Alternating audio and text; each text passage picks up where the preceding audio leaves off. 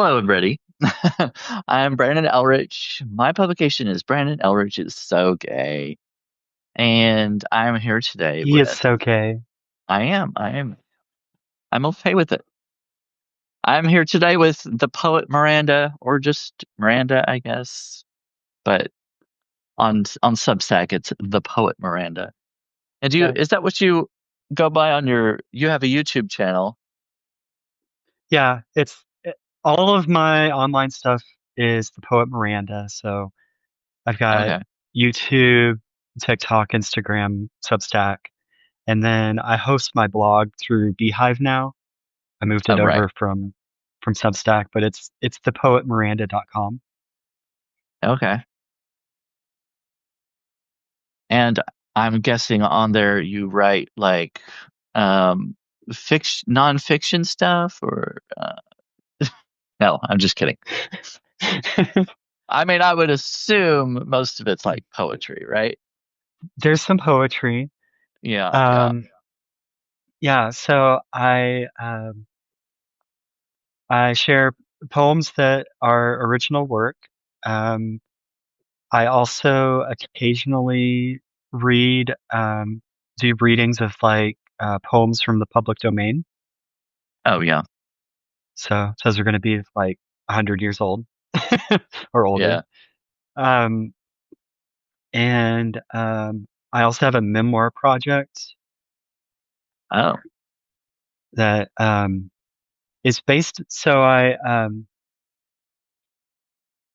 Whenever I started my transition, I created a playlist of songs that had always kind of like hit me in that spot emotionally, like either um connected with the dysphoria that I experienced growing up or with like gender euphoria, which is the good part. yeah. um so I created this playlist and um and then I was like, well, I want to um share my story, share my experiences as a trans woman in some way.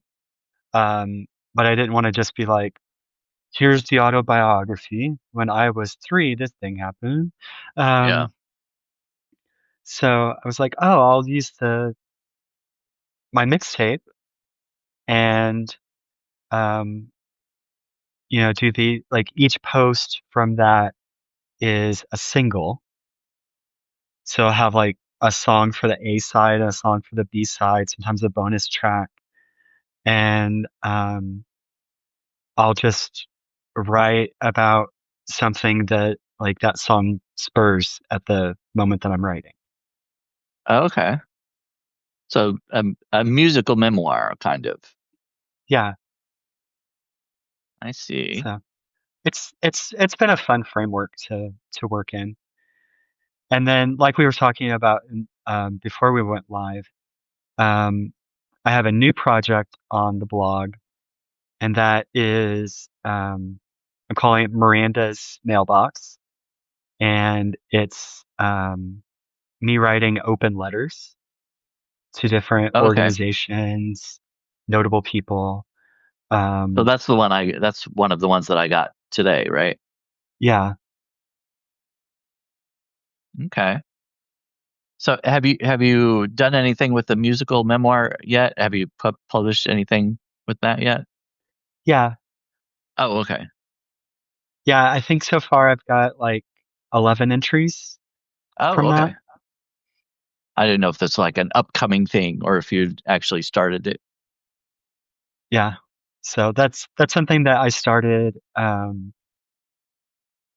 back in like February, Oh, okay. and I haven't so like in August or September I kind of fell off of my um blogging um rhythm, I guess.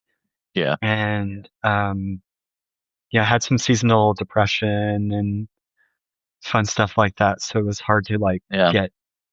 get back into the swing of things. But that's what I'm trying to do now is like get things back up and going again. So hopefully today's post with that letter is a good like starting point to like get back in the game. Yeah. Yeah, that's good. Especially like during you're in the middle of winter now, and hopefully something will something like that will kind of bring you bring your mood up a little bit. Yeah. It doesn't feel like winter here, which is that's a different kind of depressing. Yeah. um it is December in Denver and I'm wearing a tank top because it's so warm outside. Oh yeah. It's Well, today not good. here it is warmer than it has been. I mean, I think it's supposed to get up in the lower 50s maybe or something like that. But previous to this, it has been cold. We did get one snow. I think it happened on December 1st. Actually, we got our first snow of the year. It didn't. It lasted just a few days, but yeah, it was kind of cool. And oh, the Lucid Hex says you have such a beautiful, calm aura. I try. Um, oh, and she says, I was dealing with my child. I missed what it's all about. Can we write in, get advice, and have a wing about our lives? Well, So far it's just letters I've written in the format of an open letter. So like, yeah, addressed to um like the one I posted today is addressed to the church. Um I figured like part one I should just come right out of the gate and address the entire all of Christendom or something. Um yeah. So you're saying the church, the body as of in Christ, the like church, right? Yeah, the like the church whole of broadly. Yeah. right, right. So Yeah. since we're talking about that, and you just put that out today, do you want to say anything more about that letter, or would you just want to refer people to that to read it? Or I can talk about it. I can read it. I can whatever you whatever you want me to do. well, I didn't look. I just briefly looked at it because it was in my inbox. I just saw it in my inbox not long before. Um, it's up to you if you want to give us like an overview, or Yeah, if so if that's it's so I've titled it A Trans Woman's Advent Letter to the Church. Um like you and I have talked about on other lives that we're on. Um I've experienced a lot of religious trauma in my life. Um I was in like high control evangelical Christian environment for a long time and and like the church always made me feel broken because of my feelings of being trans. Um, so I had to unpack a lot of stuff before I could even like get to a point where I could come out. Um, but even though I'm not active in a church anywhere, um, I still have to deal with religious trauma all the time because most of the threats that I get, most of the people who call me slurs, most like online and in person, both. Um, you know, most of those people are conservative Christian people. yeah, And as we were like coming up to the holidays, I was thinking about how um, when I was involved in the church, um, I always loved Advent, the season leading up to Christmas. Like, right, you know, Christmas is the main event or what, like whatever, but like so much of that gets lost in the consumerism and Yeah. um, all of that kind of stuff. But like Advent is supposed to be about anticipation and hope and peace and love and like thinking about this idea that of a God who would love us enough to like become a person and experience what we experience. Like um and I still think that's a beautiful idea. Right. Um but um yeah, so I thought that Advent was a good occasion to be like um I still want these good things that I found in faith to be a part of my life. But on the flip side of things, I'm constantly bombarded by the church, and it's caused me a lot of grief and a lot of pain. And um, yeah, so like basically, it's me asking for Christians to have compassion for trans people. Well, actually, if you want to go ahead and read it, Sure. if you Sure. want to do that, that would be fine. Yeah, Lucid Hex wants me to read it.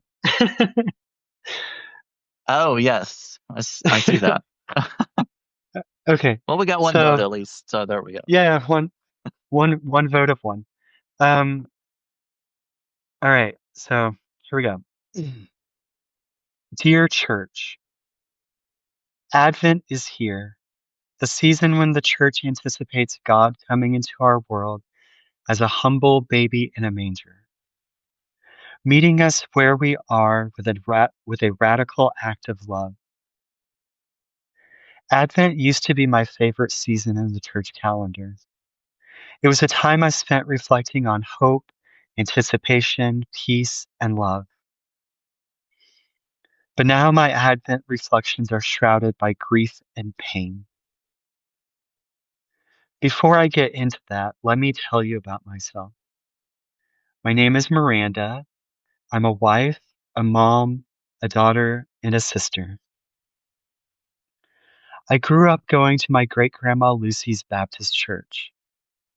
She was a generous and faithful woman who I always looked up to. She made sure people were fed when they were hungry and cared for when they were sick. She sang in the church choir. She taught Sunday school. She always donated money for kids to attend summer camp, even after Pawpaw passed and she was scraping by on Social Security. Her faith very much influenced mine.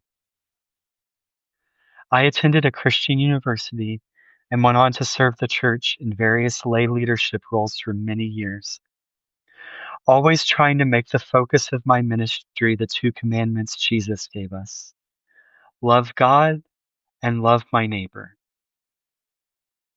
I always tried to see, and still try to see, the image of God in all people, especially in those our society discards as the least of these.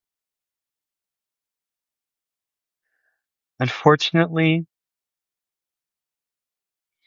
my grief this Advent season is from the church breaking my heart.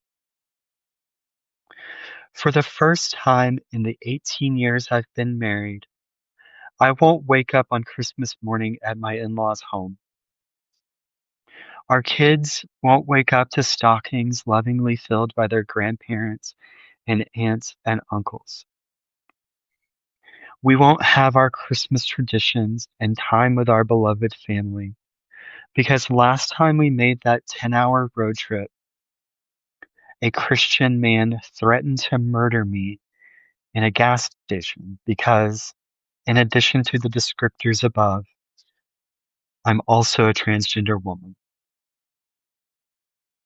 Going home is a safety risk.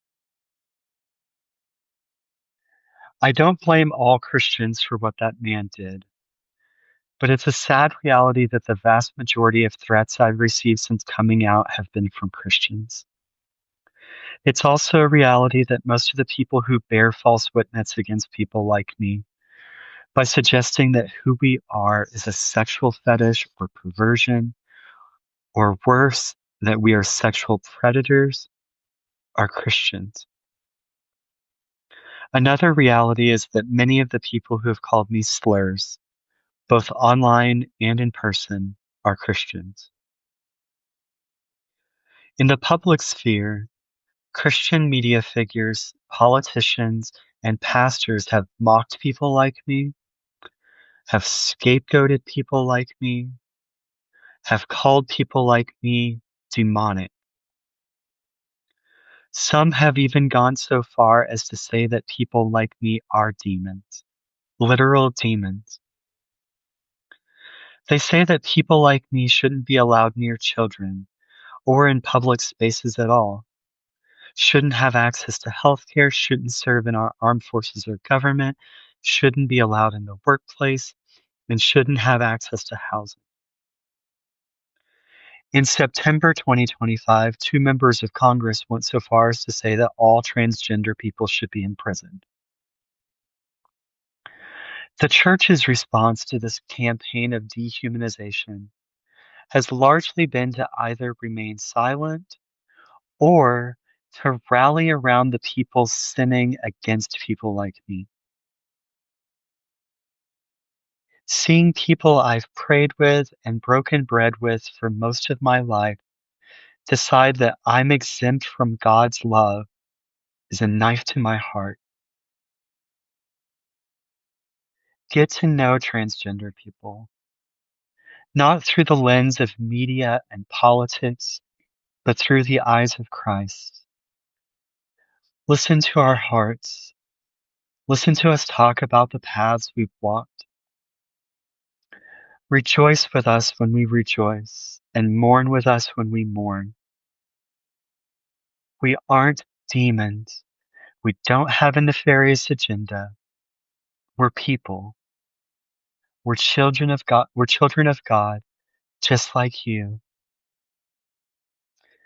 I hope you can find a place in your faith for a God who's creative enough to mold jars of clay like me. With love, Miranda.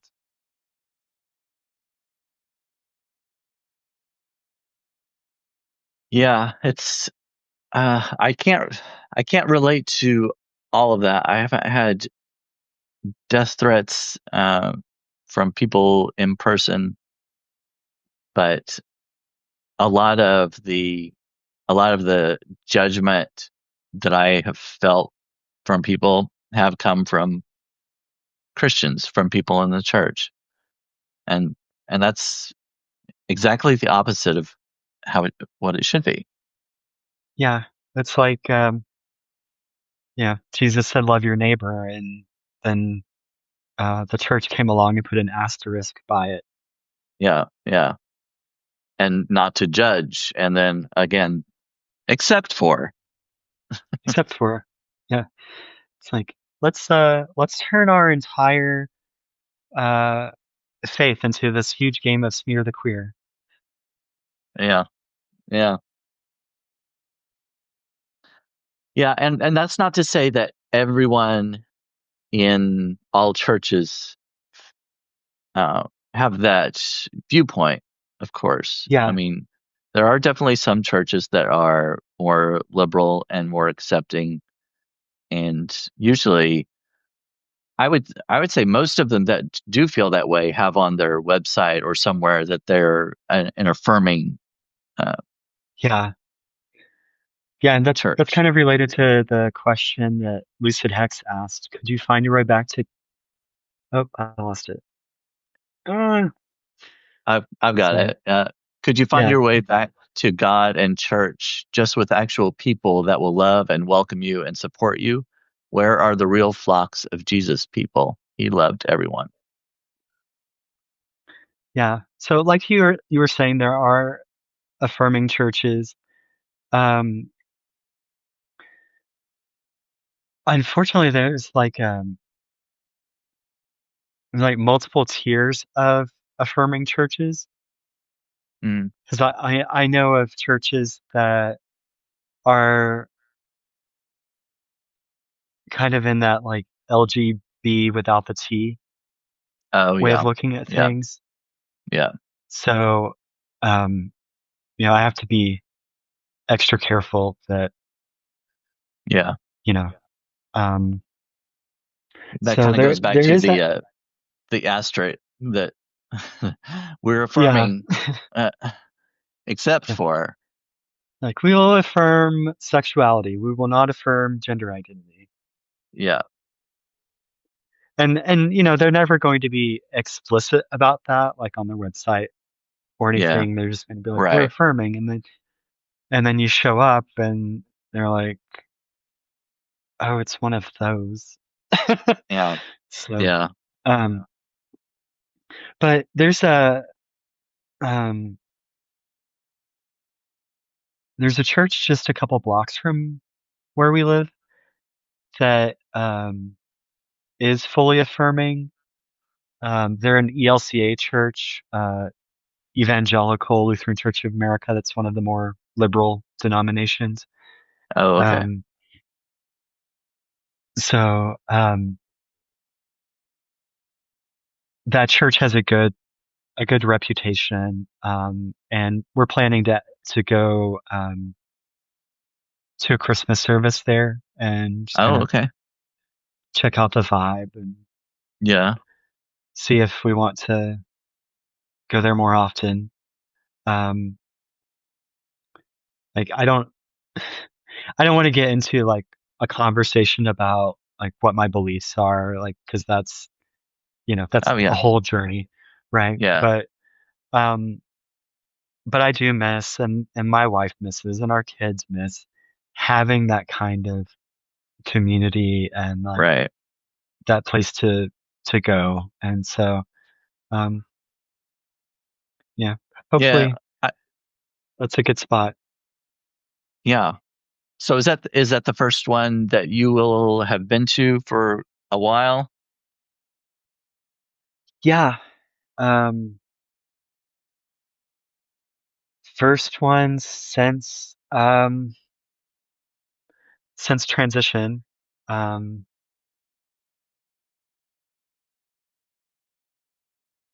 yeah, which like I started my transition a little over 2 years ago, Okay. so it's been a little while.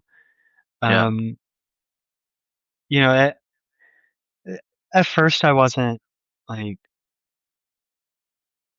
ready to try to step back into that kind of environment, and so I needed some time away, totally away, and not just like, okay, we're just gonna go do this affirming church thing. Like I just needed space. Um, and then it started being like, well, maybe this is something that I would like to be in that kind of community again. Um, but I don't know where to go. Like we moved about a year and a half ago, so it's like I don't know the local churches. I don't know the reputations. Right. I don't have personal recommendations of like who's cool and who's not. Yeah. Um, so the past few months, I've just been kind of like passively collecting that that information. Yeah. Um, and yeah, so we'll give Yeah. I it a kind of shot. feel as a similar way. It's been a while since I've attended church on a regular basis, and it's the same thing. I look at different ones. And I'm like, maybe I've been to a couple like event type things. I went to a concert that my nieces and nephews were in. Just a Christmas concert type thing just couple of weeks ago, and and I've earlier this summer there was uh, I don't remember what it was called, but it was just kind of a summer barbecue type thing that church was putting on, and they were more considered affirming church, Yeah. and and they it seemed all right. Um, I haven't been to a actual service, so that might be a different kind of vibe. You know what I mean? Like Yeah. doing an event, a public event is different than sitting and hearing what they have to say from the pulpit, uh, that Yeah. kind of thing. So I don't know. I'll look into that maybe at some point. Yeah. But Like a lot of churches will, now post their sermons online. So like that makes it a little oh bit yeah, yeah, easier because you can, watch a few and kind of like, right, okay, are they calling people like us sinners all the time? Or are they yeah, like, do they have this other vibe or whatever? Um, yeah, we've also been like, I guess we've been, also event specific attendance because yeah. like, we live in Denver. There's, Red Rocks Amphitheater over in, Morrison, in the foothills of the mountains. Okay. Um, it's like so many famous concerts have happened there and stuff. That's a beautiful outdoor amphitheater that's like built into the rock face, and there's an Easter sunrise service there Oh, that would every be year, cool. and that's like it's put on by like 15 different churches, kind of getting Yeah, together to put that together. So that was really nice to go to, and yeah. That sounds like it would be pretty cool. so sitting out there under our blankets with our hot drinks at 4 in the morning, waiting for Yeah, the sun to come up. It's like pretty early to have to get up, but it was it was a lovely service and a great place to watch the sunrise from. yeah. I bet. So, transitioning back because we were going to talk a little bit about poetry. So transitioning into that side, um, do you where do you post most of your poetry, or have you been posting it as written, or do you just recite it on YouTube?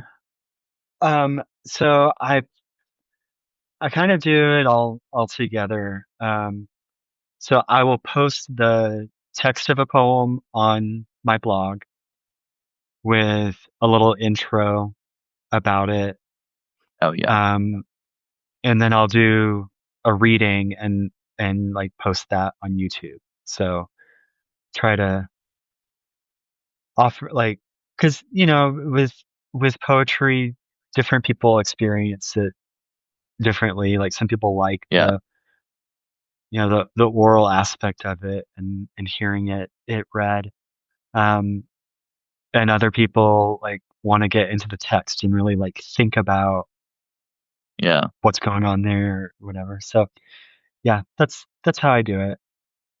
I kind of like a combination of both, actually, because just hearing it, I may not catch everything and be like, I want to read it. I have to read it again, kind of repeat a Yeah. line or two.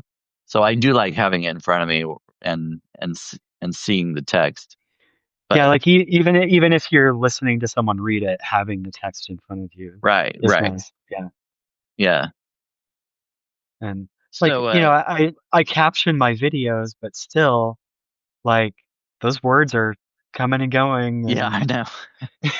Yeah, some of it's, them go pretty oh, gotta fast. gotta gotta rewind and see if I heard that correctly. Or Yeah, what did what did Miranda say? sometimes So you have to be a speed reader. yeah,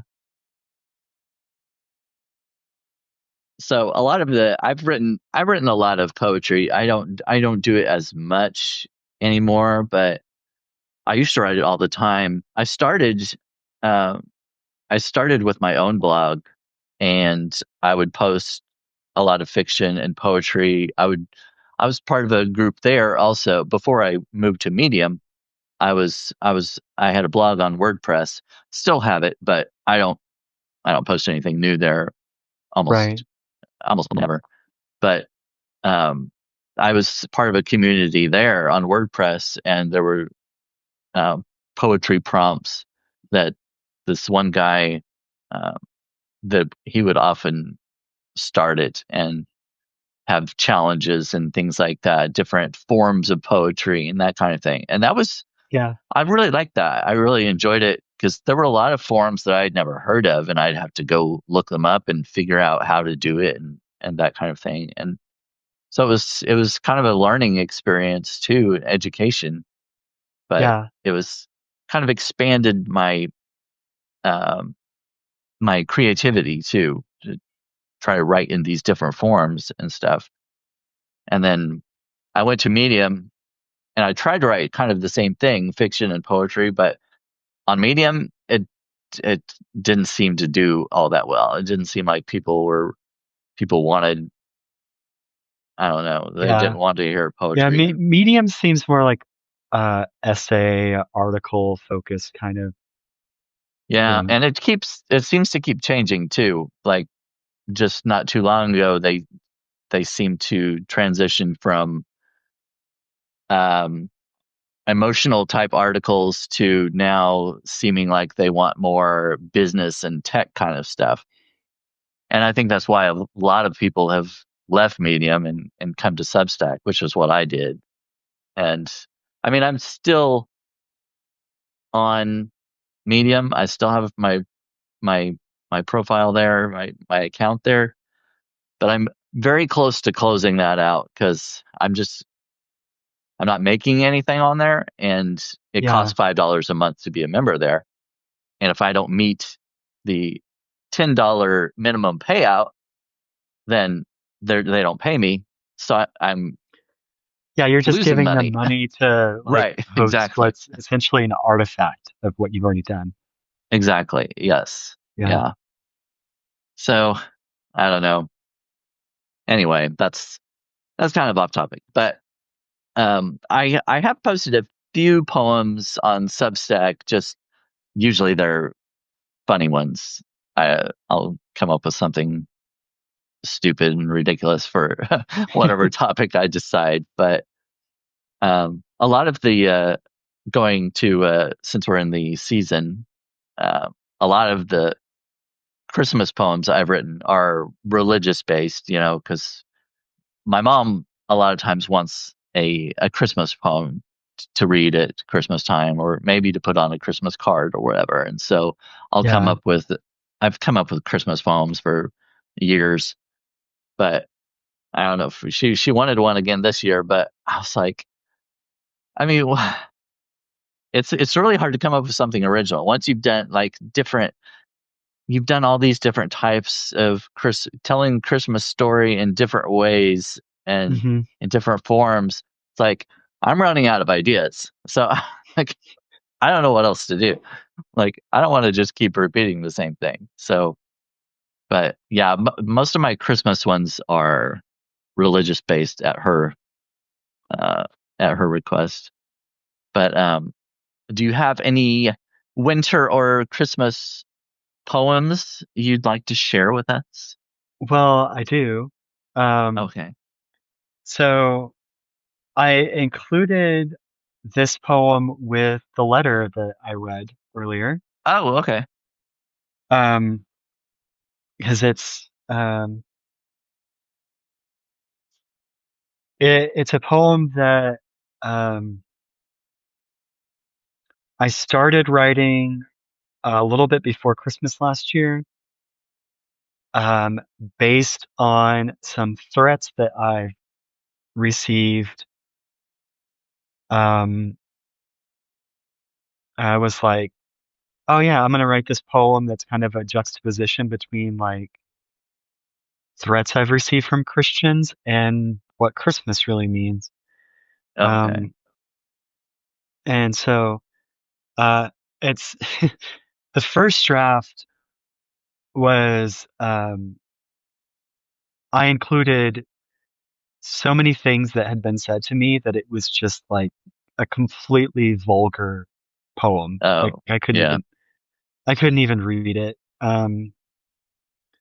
And that's I don't know, that's kind of a weird irony is that like someone will um call me a pervert and then follow it up with like things that I don't consider repeatable.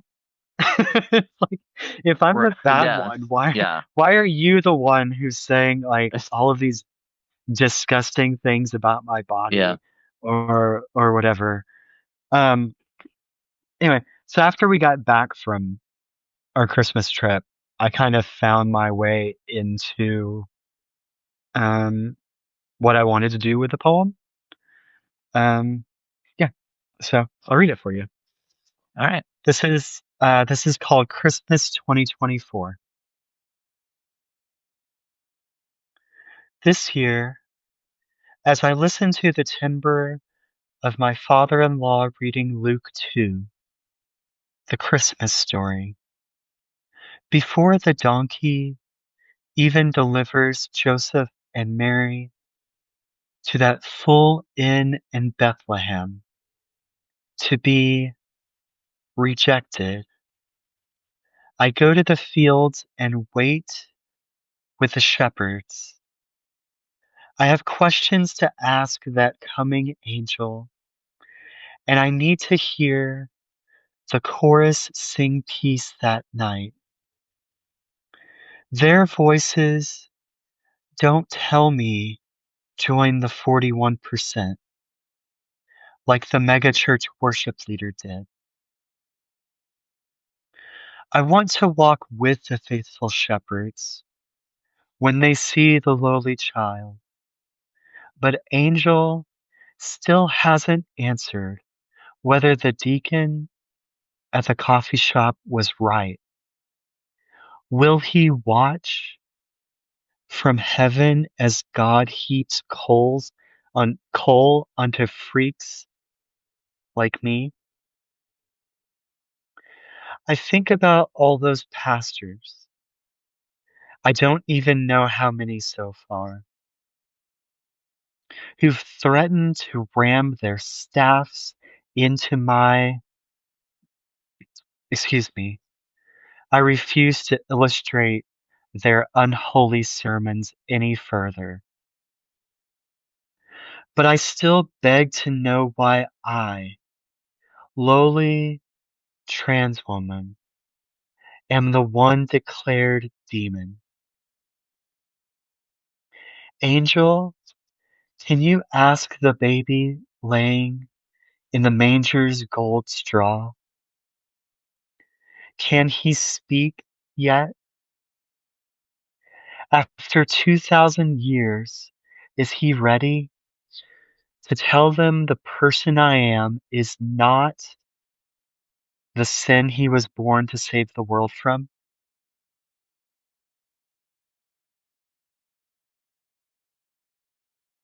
Very good. I've read that.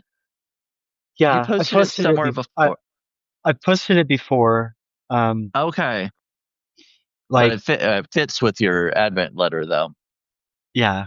So I I made some small edits to the poem because Oh, okay. I'm kind of an obsessive editor. Yeah. Sometimes Yeah. to my detriment.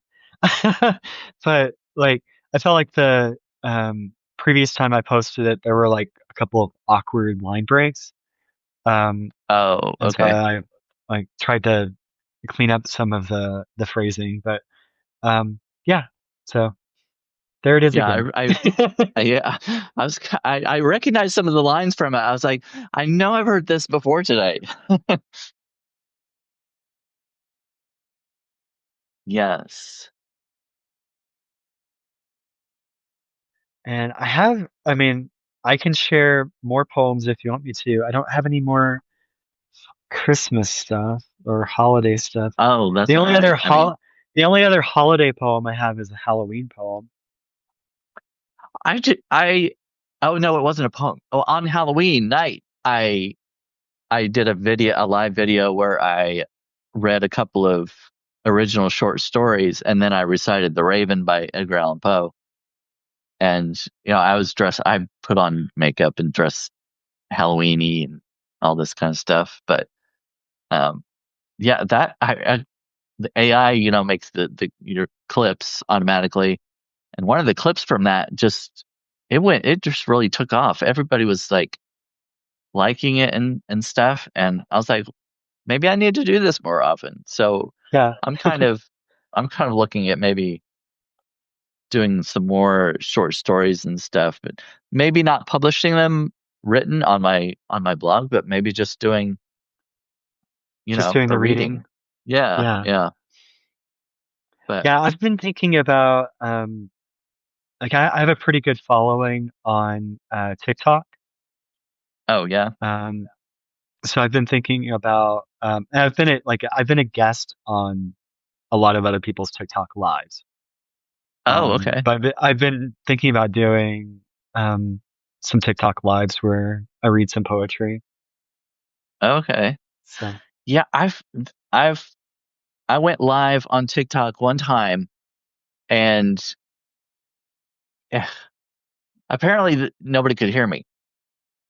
I was oh, I didn't know what was going on, but I was by myself, and then it was suggesting to invite somebody to go live with me, and I went on with somebody, and they kept saying, "I can't hear you. I don't I." So I put away my earbuds, and that didn't work, and I yeah, don't it's know like what. you're like looking for a hidden mute button somewhere that's been activated. And Yeah, it's that's like, and I so that was my that was has been my one and only experience going live on TikTok. But I've watched a bunch of them, and I don't know. I don't have a big following on there, but and I post my clips from Substack and stuff. But anyway, well, I have one okay. that I'll share. I don't it's not a very long one, but it's called Jealous Winter. Winter is a most jealous season. Ask her why, she won't give a reason. Her snowflakes are intricate and small, yet together they cover all, erasing all evidence of summer or spring, a blanket of white over everything. Her sister Autumn assists her by bringing the leaves to the ground to die. Summer has nothing, she remarks, but a day of noise and fireworks. I have Hanukkah, Kwanzaa, Christmas, and all the gifts gives us. She boasts of New Year's and Valentine's Day until the snow starts melting away. Then green grass begins poking through. She tries to stay with a frost or two. Spring brings forth the warmth of the sun, and all too soon winter is done. Errant snowfalls may be allowed by spring, but summer comes melting everything. And so winter is confined far to the north until her own time when she may come forth.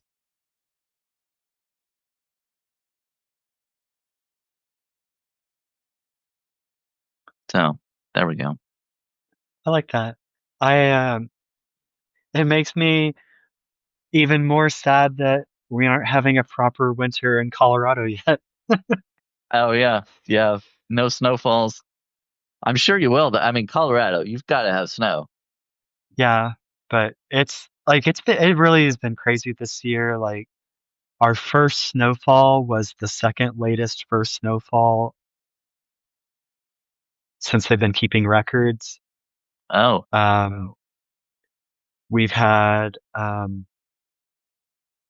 like the last 9 days in a row have had high temperatures above 60 degrees in Denver, which is like the longest stretch in December in history.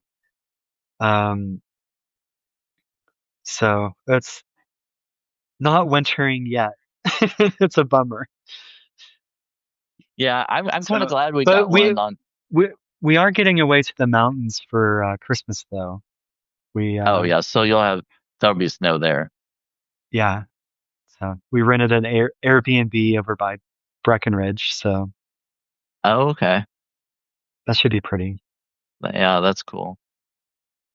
So you said you have another one? I have plenty of more. Well, No, let's no hear more another that one. are that are really like wintry or a holiday Oh, scene. oh yeah. Um,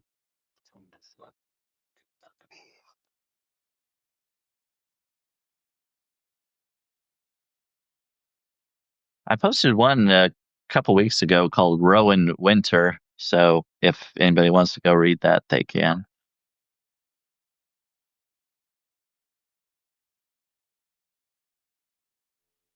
um, yeah, here's one that is about being trans that I like a lot. Um, so one of the questions that I get asked a lot from people is like, when did you know that you're trans? Yeah, And like, that is kind of a complicated, like, it's a simple question, sort of, but it's also really complicated to answer right. because it's like, well, I didn't come to terms with it until my late 30s, and I came out when I was 39. Um, and now I'm 42. I feel totally like secure in who I am as a person. Um, but now I can look back and see all of these like Yes. breadcrumbs, you know. Yes, yes. Um, so I was trying to figure out a way to talk about that, and it came to me in a poem. And yeah, so here you go. Selfies in a rearview mirror. She sits in the parking garage, already running late, and frames her face in the rearview mirror. She takes her selfie. Her eyeshadow turned out good on the third try. She looks in to see behind her, to who she's always been, to when she clutched Raggedy Ann, to when she told her mom, I don't want to be the little brother anymore, to when she tumbled across the front lawn after her sister taught her cartwheels. She wanted to turn over and over until she stuck the landing herself. To when her sister's friends experimented with her hair and makeup. To them, she was a mannequin. To when she dressed up as a girl for Halloween, for fun. She came alive in her uncostume. To when she lifted her hands at church camp and pleaded. She spent years, decades, pleading for this thorn to be removed. To when she wore tails in the spring because she couldn't wear a white dress. To when her children called her dad. She tried to be a good father despite the distance within. To when she found something like a woman's courage reflecting back to her. She adjusts the rearview mirror and pulls forward onto the gray city street.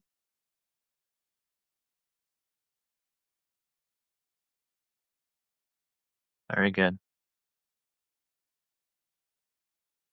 When you were talking about people ask you when you knew, that I could relate to the things you were saying. It's like uh,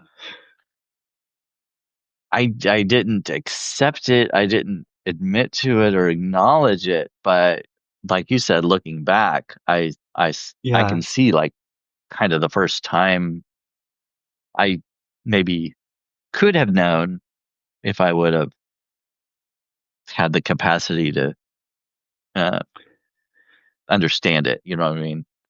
yeah. We didn't really have, like, when we were growing up, we didn't really have the language to describe these kinds of feelings. Yeah, Um, and like, I grew up in a town of, um, it was like a big small town because it was the county seat. Um, yeah, but it was a town of like 10 or 12,000 people. So, yeah, big enough for like the high school to be pretty good at football and yeah. baseball and like those those were the important things. Oh Um, yes. The same was same with mine.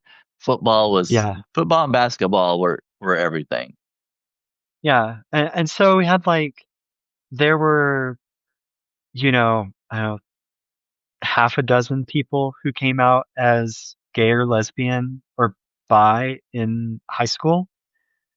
And they were treated like shit because of it. Yeah, And so, the rest of us were still in the closet. Like, we don't yeah, want that fate to befall us. right. Um, and there was like the only trans representation was, shit like Jerry Springer. Yeah, yeah, Um, there was one trans woman in our town that I knew of,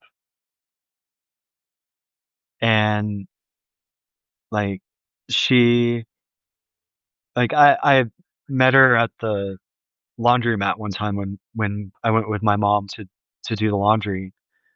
Um, and it was like she was really clocky, like she had a little bit of beard shadow and pretty broad shoulders, but was dressed in um feminine clothing and like this big fur coat.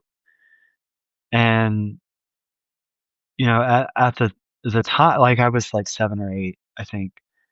And so I asked my mom, like, why does that woman have a beard, or some yeah, question to that effect. And yeah, um and like my mom's explanation then would work great now if anyone would like listen to it. It's like, well, some people are born as a boy but feel like in their heart they're really a girl.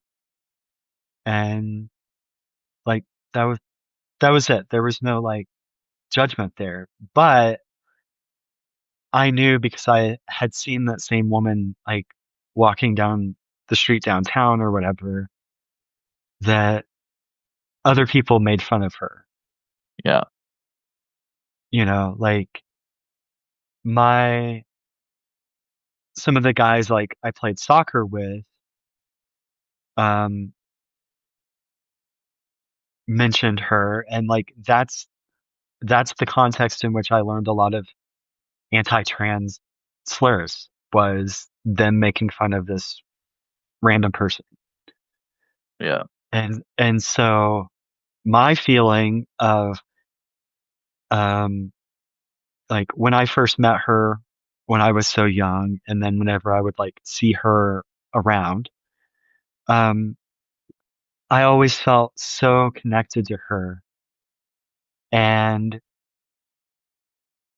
but like I couldn't figure out I couldn't articulate why. It was like Yeah. I There's feel just drawn to this something about, person, yeah, like I have something in common with this person, but yeah, yeah, yeah. I attended a very rural school, and we didn't have anybody that came out at all, and um, nobody even in the town or anything that I knew of.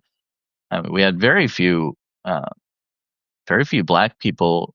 We had maybe a couple in our whole school at the time when I was in high school, and but when I was in college, there was a trans woman that opened a small cafe, and that was a big deal, you know, yeah, because the local newspaper put it on the front page, and they were um, kind of promoting her and the shop and everything, the cafe. yeah, But from what I heard, a lot of people were boycotting the cafe. They refused to go there and stuff. And she eventually went out of business. She yeah. couldn't sustain it, which it's really sad. But that was a reality for that kind of town.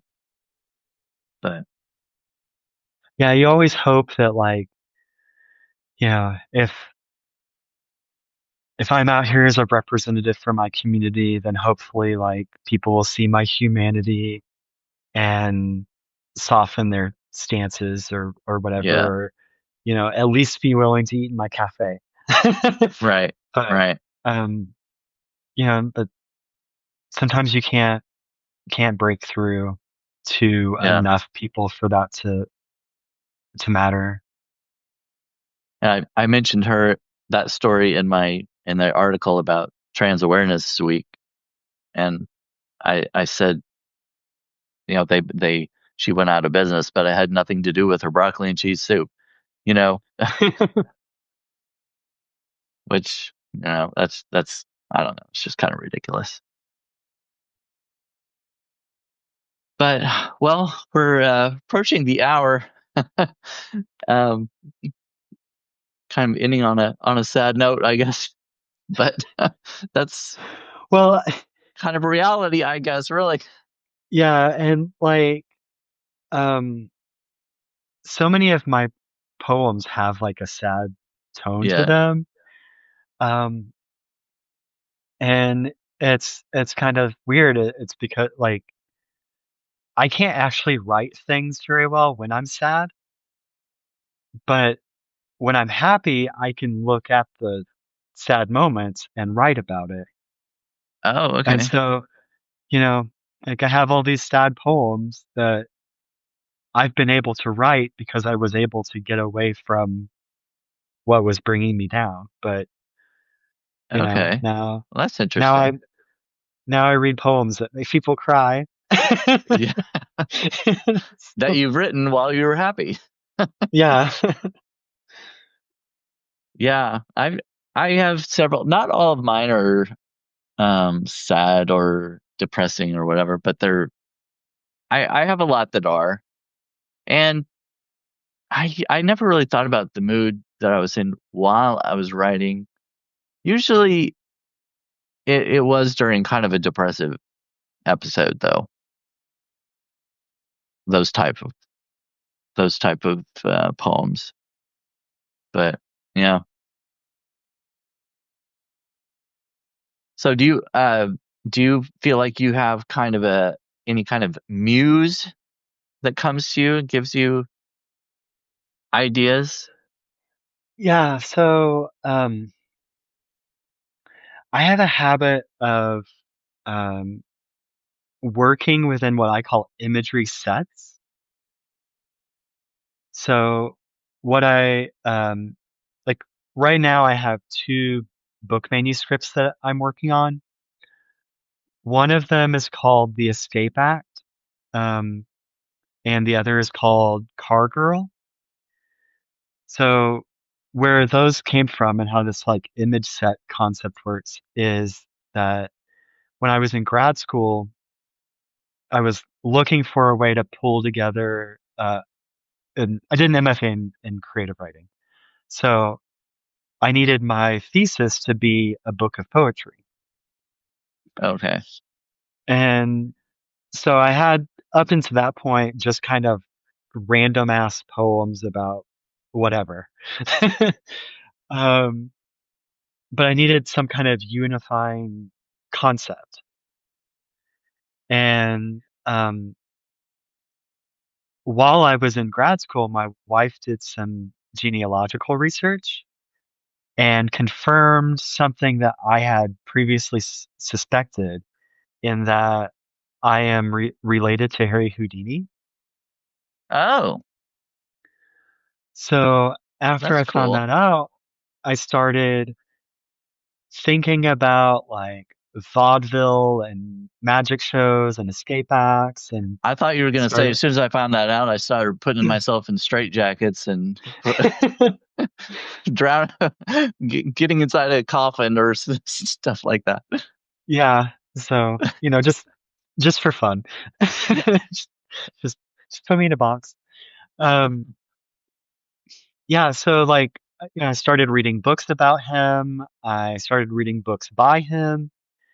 Um and then like that became kind of the core image set of my poetry thesis. Okay, So, that's cool.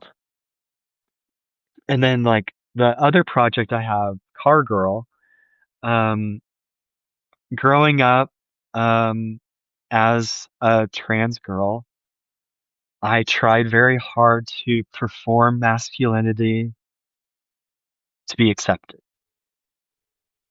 And a lot of things that are considered masculine because they didn't come naturally to me, I couldn't fake it very well. I got bullied a lot for acting girly or not being tough enough or whatever.